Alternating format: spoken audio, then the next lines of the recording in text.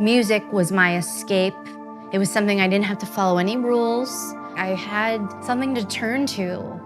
I started writing more elaborate songs. I wrote the little riff thing.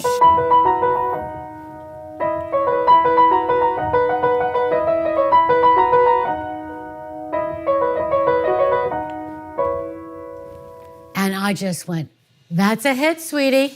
Making my way downtown, walking fast, faces pass and I'm homebound. How did you know? I love this song.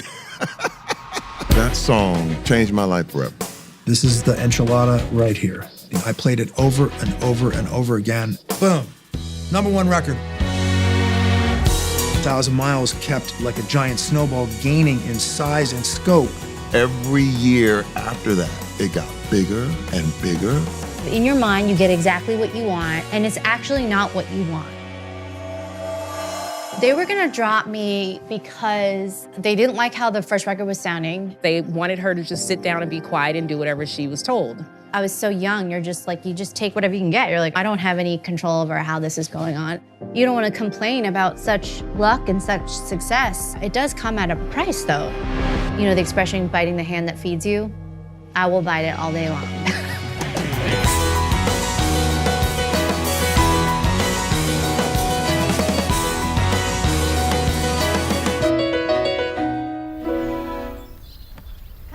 Sinatra! No! This is Sinatra. Psychotic kangaroo. So I've been staying with my parents during quarantine, and it's been interesting. Mom? I can hear you. Sorry. I just hope I don't say anything she doesn't want me to say. It's a long story of what happened. I don't even know where to begin. Here's some of her music books from her album, Be Not Nobody. And this is Vanessa when she was 16. I always knew Vanessa would have a tremendous career as an artist. That's her at 1 playing. That was Vanessa at 2 in piano class.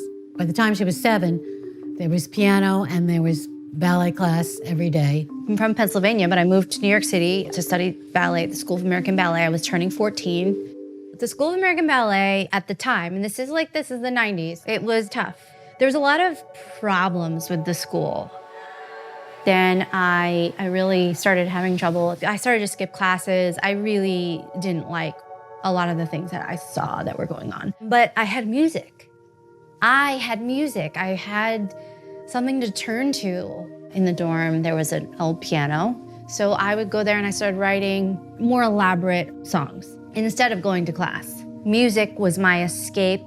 It was something I didn't have to follow any rules. It was this other feeling I was getting when I would play that I didn't get when I danced anymore. This Yamaha upright was the piano in my parents' sunroom that I wrote 1,000 Miles on. So the main part of this song that I had for a long time was just this, it's really an instrumental song, you know?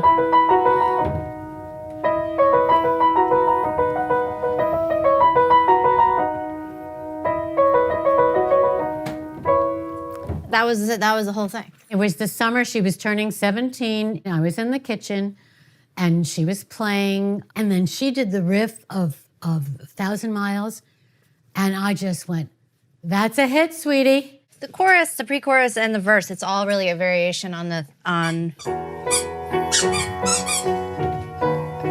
Welcome to Our Home. The song is about a crush I had on a Juilliard student. I would never talk to this person. I was very shy. I was like, there's just no way in God's creation that this would ever happen. So the idea of like, you have a better chance of falling up than ever having a relationship with this person. I can't say the person's name because they're like a famous actor and I don't want to say. Do they know the songs about them? No. I don't want to let this go. I don't. That is what you call magic. It's beautiful. Thanks, Mom. I made a demo tape of the song Interlude, which is now 1,000 Miles. I got a job in a restaurant and just tried to, I guess I was just trying to get a record deal. Just thought if I have someone supporting me or a company supporting me, I'll be able to do this for a living. And then I could quit my waitressing job.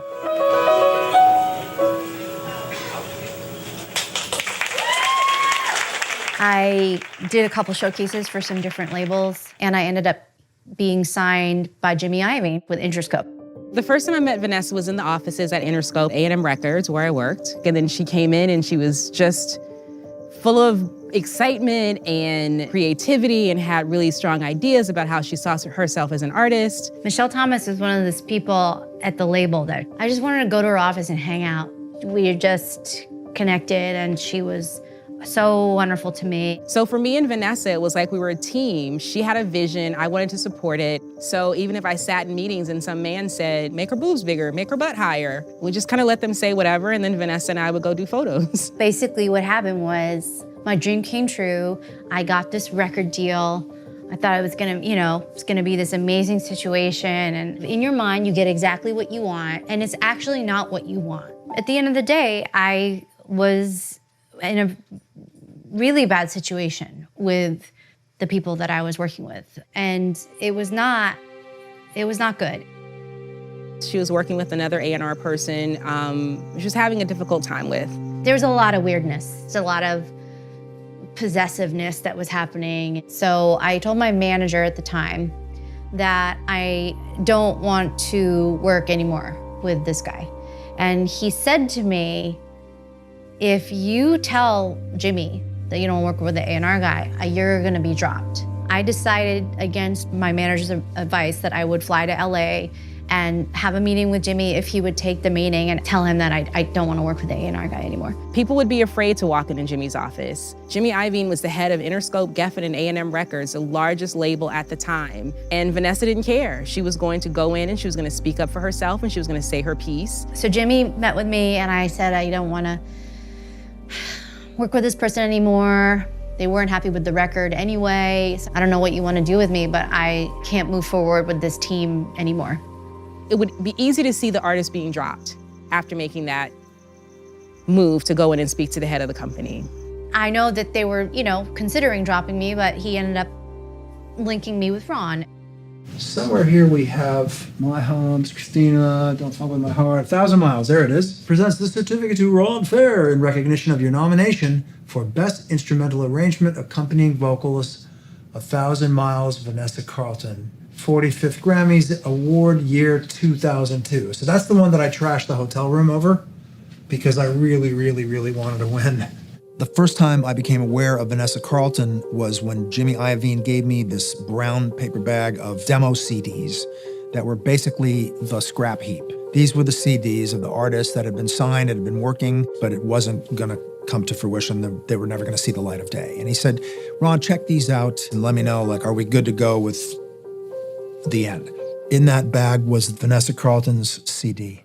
This is the enchilada right here, the genuine enchilada. This might have been a first iteration of the record.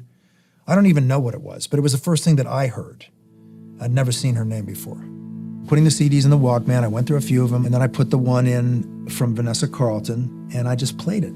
I came to this song, which was 7th on the CD, and it wasn't even called 1,000 Miles, it was called Interlude. It played, the famous intro, da-da-da-da-da-da-da-da-da-da-da-da, on the piano, and the demo of 1,000 Miles played. I hit replay. And I hit replay, and I hit replay, and I hit replay, and I hit replay. I called Jimmy, and I say, there's a fucking smash on this. We cannot drop this artist. There's a fucking smash. I played it for an hour and a half. So I asked if I could meet with Vanessa Carlton and discuss with her the idea of re-recording the song and not dropping her at all, but starting anew. Ron Fair was like this over-the-top, big outfits. He was a real music lover, and he was the one that heard Interlude and said, that should be a single. Mainly I needed Vanessa to agree, if not bless, okay, I'm gonna work with Ron, we're gonna see where this goes. In all fairness to Vanessa, I don't think she had much of a choice. I think it was our way or the highway at that time, and she was probably just excited that something good could happen. Ron was the president of A&M at the time, and A&M was a part of, it was a group within Interscope. So he kind of worked with Vanessa to tweak the music that she'd already done, to really get a solid record together. But in that process, he called and he told me about her. He was really excited about her. He thought she was incredibly talented. He thought that she had really great songs. Everything became about Vanessa Carlton, and we swung into action. This is the exact score that was used to copy out individual parts for the recording session for 1,000 Miles. So that's the money lick. That's dot, dot, dot, dot, dot, dot. So those are the repeat marks. And there's the wonder with the crescendo. There are two swells, piano forte, piano fortissimo. We set up a basic track session to articulate the composition in a way that made it have more impact and more power and make the transitions powerful and, find the little gems inside the track. So let's start. We'll do a little musical analysis of this. She plays the theme in the front in free time.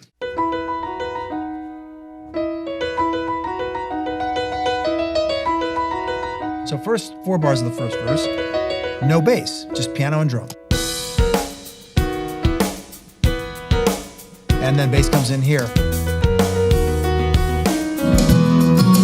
Right here. Those 3 notes became this. And I need you, and I miss you. I want the tension to build. You're paddling out, you're waiting for the next wave, turn around, the wave is coming, catch the wave, surf in it. If I could fall. Boom. #1 record, right from there. Boom, it's a fucking smash. Right there, when she sings that again with that string lick, that's where the money, the wallets come out right there. Ron was like a real perfectionist.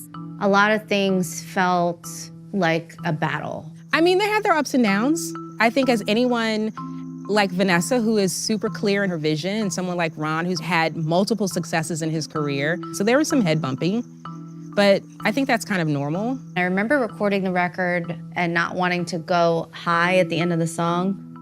You really wanted me to sing that. Do you think time would pass me by? Wow. Would pass me by, would pass. Half an hour of my life. She kept saying, would pass me by. No, would pass. Chorus 3, we gotta pay it off. So for him, the perfection of the song was always the most important thing. He goes into the studio, he is editing, tweaking vocals. He's a producer, he's a music guy. Making my way downtown, walking fast, faces passing. There's also some kind of U2-y drones. He's got the Ringo Starr in this bar, boom, boom, boom, boom, and then jazz. Get your lighters out. This is the lighter section.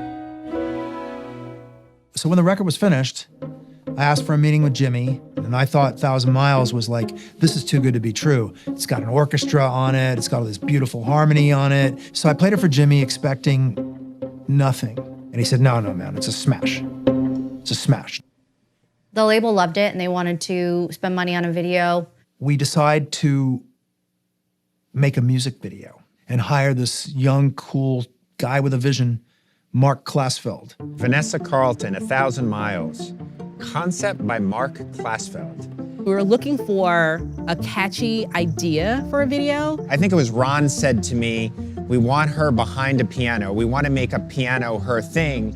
And he's got an idea that we could put a piano on a tracking dolly and that Vanessa Carlton would be sitting at the piano going through all the different parts of town. Suburban streets, busy freeways, empty desert highway, a parade, and more. The possibilities for this are endless. When I first came up with the concept, I thought, I was wondering, how the hell am I gonna do this? The idea of moving a piano throughout the streets of LA seemed a little daunting, but he figured it out. Like, we had a flatbed, literally rode through the entire city filming that song. It was so over the top. A video like that could never be made again. That was not made on a green screen. I think we did shut down some roads, but a lot of times we didn't. We practically drove with her with just cars, around her. I had a seatbelt on under my skirt on this piano that wasn't working. That's actually one of my most favorite memories of that time, is making that video. She just gave this great performance. That's the heart of the video. And, I guess the rest is history.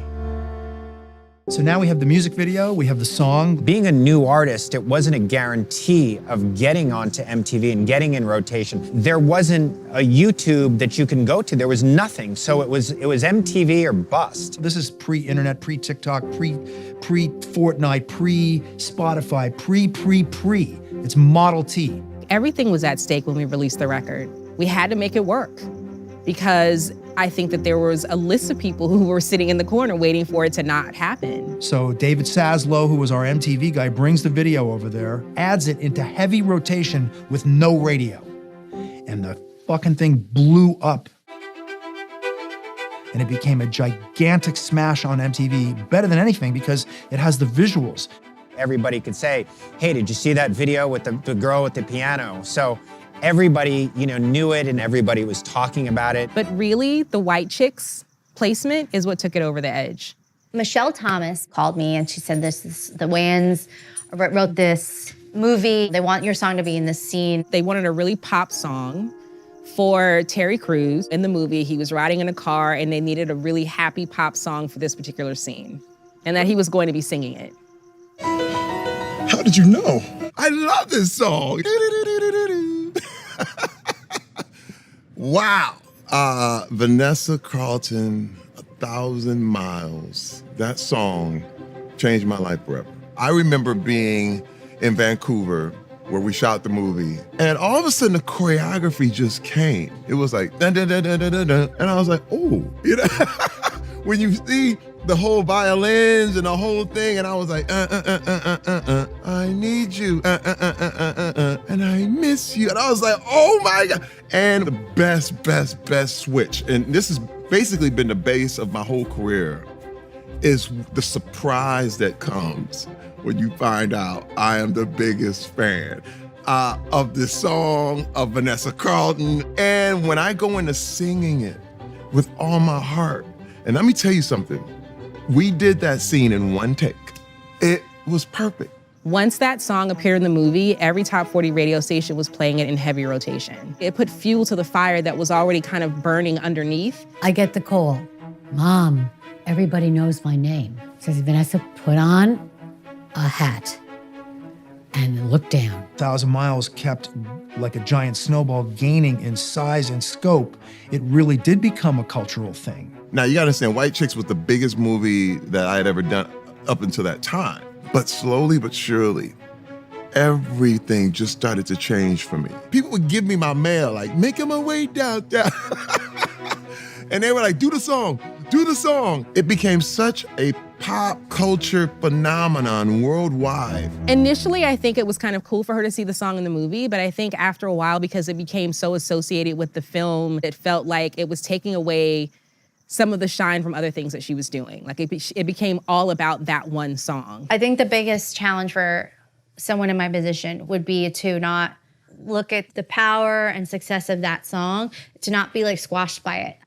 Oh, I mean, don't get me wrong, I hated this song.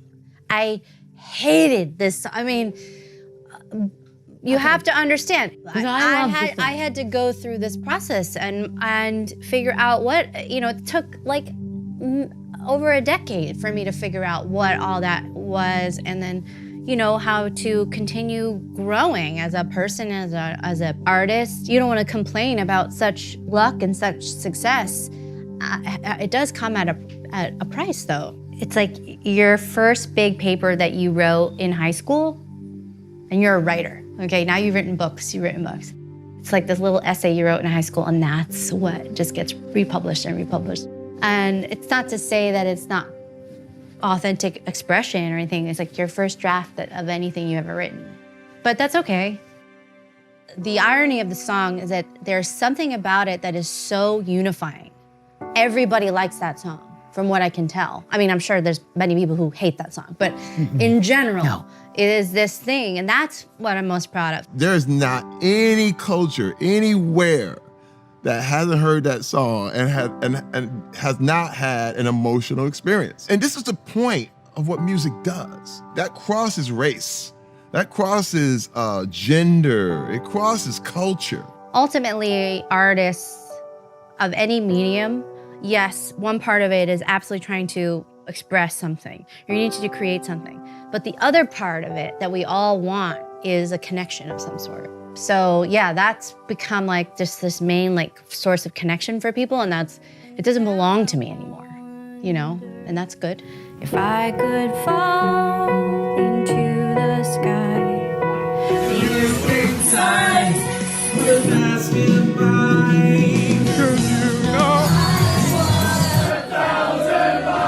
If I could just see Tonight,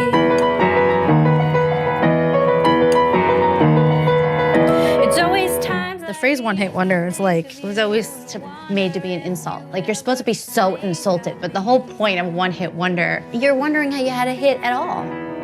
No one has a hit song. and now I wonder if I could fall. The motivation was never like, let's have a hit single and make a ton of money. I could give a fuck. It was born out of something that we both shared, although maybe never articulated, which is love of music. Thanks to Interlude, thanks to 1,000 Miles, didn't have to go back to my waitressing job. That was the beginning of the dream that I thought that in my head, I think in like the dorm room of my ballet school.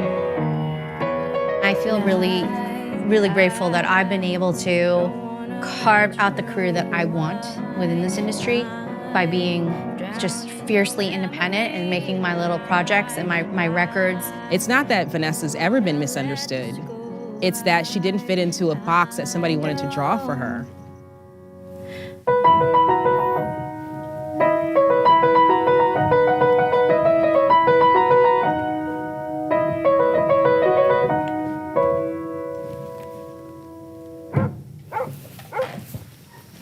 Sinatra, no! Where is he? He's with Dad. I'm living with my parents now. Okay, what can I say?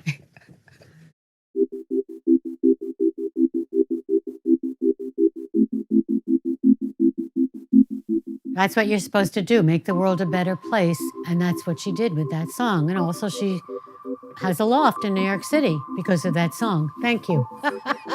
I'm her mother.